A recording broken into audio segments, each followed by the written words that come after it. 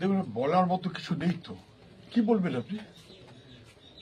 সরকারের দিক থেকে জরুরি যেটা ছিল ইচাক গ্রাম, তনবির লায়া, আদিবাসী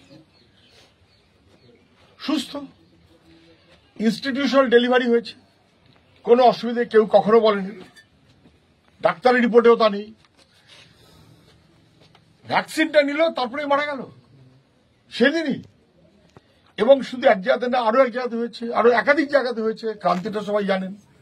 একই রকম নাক থেকে রক্ত বেরোলো, তারপর একটা গ্যাজরা মতো বেরোলো, এবং মারা গেল। এখানেও তাই। হঠাৎ একরকম হলো কেন? খবরটা পেয়ে বিএমওই আসার প্রয়োজন বোধ করলেন না? ওই আশা কর্মী এই সেই ইত্যাদি পাঠিয়ে তারপর আসলেন। এটা তো গুরুত্বপূর্ণ যখন অভিযোগটা এইরকম।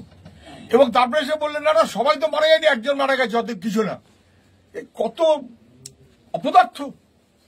আচ্ছা, ওই যে স্যালাইন কাণ্ডে মারা গেল, সবাইকে মারা গেছে। স্যালাইন বিষ, সবাই তো মারা যায়নি। কোভিডের কারণে সবাইকে মারা গেছে।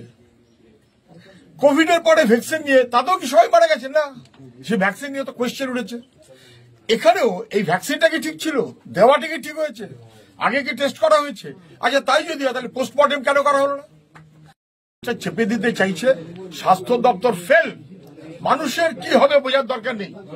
মানুষের চিকিৎসা, তার স্বাস্থ্য, তার জন্য নাকি কার্যত ক্রমশ আমাদের স্বাস্থ্য দপ্তর জাল ওষুধ, ভুয়ো ডাক্তার, ভুয়ো ব্যবস্থা, বিষাক্ত স্যালাইন, এখন ভ্যাকসিন। পূর্ণাঙ্গ তদন্ত হওয়া উচিত এবং পূর্ণাঙ্গ তদন্ত করতে হবে। আজও সিএমওইচ অফিস থেকে এসেছে দেখেছে, পালিয়ে গেছে কেন? ফেস করতে ভয় পাচ্ছে কেন? গরিব আদিবাসী বলে সবাই ওই পাশে থাকবে, হয় না। দেহ তো